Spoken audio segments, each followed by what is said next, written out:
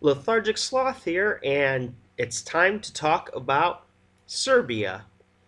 Serbia will be represented at Eurovision 2018 by Sanja Ilić and Balkanika with the song Nova Deca. If I had to describe this song in one word, it's going to be octopus. Now, bear with me for a moment here. Octopus are kind of weird, strange, unusual creatures.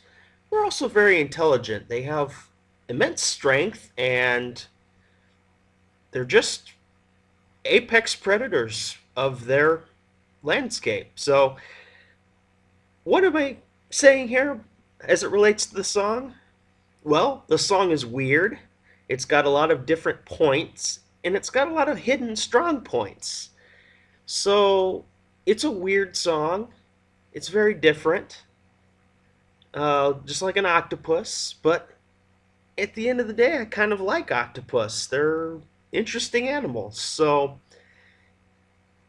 as weird as the song is, I guess I'm starting to see the different points and starting to like it a little more. So, first things first, Nova Deca means new children. So, that's the title of the song in English. The song is presented in Serbian, though it also says it contains some phrases in the Torlakian dialect and a constructed language. So this is a really interesting combination of sounds and singing and musical instruments. It's definitely an interesting piece here.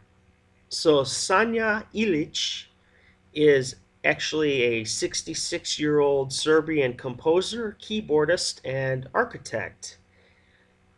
He actually composed a song in 1982 called Halo Halo, which represented Yugoslavia in the Eurovision Song Contest, performed by Aska. He also composed a song, Princesa, which attempted but failed to represent Yugoslavia in the contest in 1984. In 1998, Ilić founded the music ensemble Balkanika, and they performed together first in 2000. So they ended up winning the Serbian national final, and they will represent Serbia this year. So what's good about this song? Well, I gotta say, love it or hate it, this song is damn entertaining, that's for sure. I think there's a little bit of something for everybody, whether you like percussion or Byzantine singing or regular singing or whatever the flute thing he's playing at the beginning is. That sounds pretty cool. Yeah, this is an entertaining act, and the music itself, the more times I listen to it and I hear the little nuances here and there, I really start to enjoy it. I love the percussion, as I mentioned, and they have a really neat stage presence there to them. So it's an enjoyable song, even if at first you're like, what the hell am I listening to when you first turn it on? It's one of those that, pending a very good performance on stage in the semifinal, they could make the finals. I'm not going to write this act off, not at all. The singers are very strong. They work very well together. They're obviously very well connected together. They understand their marks and where they're supposed to be. So, yeah, it's really an enjoyable piece of music to listen to at the end of the day. So, what are some potential problems for this song? Well, are people going to get it? Like I've been saying, and we'll say more, I'm sure, towards the end here, I did not get it in the beginning, and it's a song that's a grower for me. The more I hear it, the more I like it. So for those people tuning into Eurovision that night of, are they going to vote for it? Are they going to get it? Are they going to want to get it? So that's really my main concern, is where it comes to, will the people understand the song, understand as in be convinced that, hey, I should vote for this song, as opposed to, I don't know, Grease or something maybe a little stronger, that connects a little stronger. Uh, I certainly think they could, but we'll have to see. They also have to be nearly flawless here, because there's so many moving parts. It's going to be very hard to make everything work in the semifinal, and for the jury votes, of course, just so everybody hits their volume at the right time. I kind of noticed with the first female singer, when they started singing, the bald-headed gentleman started singing, she was still so loud I couldn't hear what they were saying when they were getting into it for a while. So they have some volume control issues to deal with, to make sure they're all in the right places so you can hear all the song. They seem to fix that later on, even within the national final performance. So yeah, I just worry live if there's going to be problems with marks. There's a lot of people, there's a lot of moving parts, so there's always that little fear that something could go wrong. But, that's just me throwing it out there. It's a really interesting mix, though, of the Byzantine singing versus the percussion and wind instrument he's playing, and modern beat to it. So it's just an interesting combination of all those aspects. So what's my rating for this song? Oh, right now I'm going to give this a hearty 7.5 out of 10. I thought it was very strange when I first heard it, but I'm slowly warming up to it a little bit.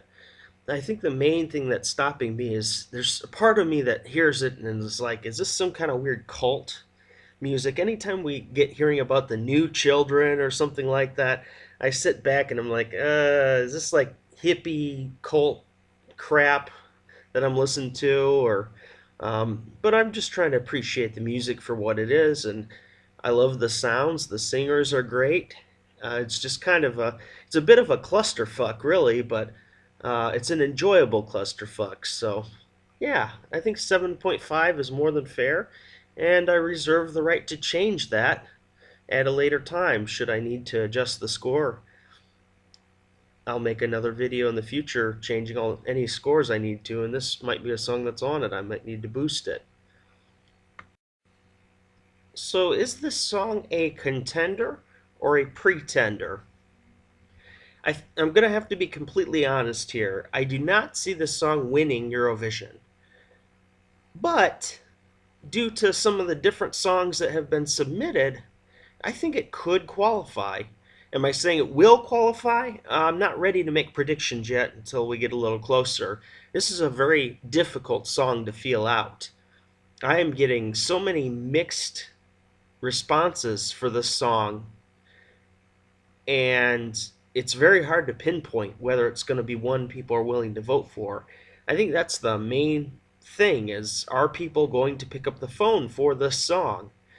So I don't see it winning. I don't think it's got a chance to actually win the competition. But as far as qualification, it might sneak in there, actually. There are some songs that are very divisive. This is actually one of them I would call divisive just because it is so different. But it might sneak in to make the finals. We'll see. Serbia usually shows up. So I would say anything can happen. Serbia has been one of those countries that I really enjoy at Eurovision. 2015, Beauty Never Lies, great singer, interesting song. 2016, Goodbye Shelter, another strong singer, very, very good singer. In 2017, I really, really enjoyed In Too Deep. I just thought that Tijana was kind of screwed over on the staging a little bit. maybe not screwed over, but if she was one of them that designed the stage, it was just a bad presentation of the song. I just didn't think it represented the song very well. Anytime you have those weird interpretive dancers up there, it kind of makes me go, a little bit. But the song, the studio version of that song, is still one of my favorite songs from last year. If you look at the studio version, it's easily in my top 10, maybe even around number 5. And I was a big fan of the song last year, and this song is actually growing on me. I thought it was strange at first, and then given a couple days due to me being tired and dealing with the flu and having a couple more chances to listen to, I start liking it a little more, a little more. And maybe this will be a grower for me, and maybe I'll have a different outlook when I'm doing my predictions here in April. So, as I usually do, I'm going to read the lyrics in English. I think this is a very good translation. The song is actually quite simple, and there are a few differing lines, so I'm just going to read through the parts that don't repeat. And here we are. So, the song itself is called Nova Deca, or New Children. The world is ours, and time stops flying when you're with me. The world is ours, and I wake up with a smile because you are there. Everything is clearer, the sun shines differently. The world is ours, and the new children are creating a better world with us. So that's really all that it is to the song, other than the voices, the vocal gymnastics, the percussion, the music with that. It all comes together, but really it's quite simple and straightforward. The main ingredient of the song is the music that accompanies it because it covers up a really simple lyrical spectacle, I guess, if you want to call it that. Thank you for watching my review of Serbia at Eurovision 2018. Please give me a comment here and a like if you want. I always appreciate those. But comment on the video and tell me what you think of this song. I'm actually really interested in seeing what everybody else thinks because it's a hard one to really pinpoint. I can't say that I'm in love with it at all, and I can't say that I hate it either. So it's kind of right there in the middle a little bit. I'm just trying to decide whether I like it or whether I'm like, eh. Uh, but it's interesting. It's completely different. So I always like hearing your opinions and comments. Even if I disagree with you, that's fine. We can all disagree. We don't all have to like the same music. That's the beauty of Eurovision. So please let me know what you think and look forward to probably Germany next, but a hell of a lot of videos on Saturday and Sunday because there are a ton of finals on Saturday. So that's going to be my hell day, I guess. I'm going to be making a lot of videos, so stick around and look for those. And as always, I appreciate your support, your subscriptions, your likes, your comments. I'm loving this, and let's keep it going all the way through the Eurovision season. So for now, Lethargic Sloth out.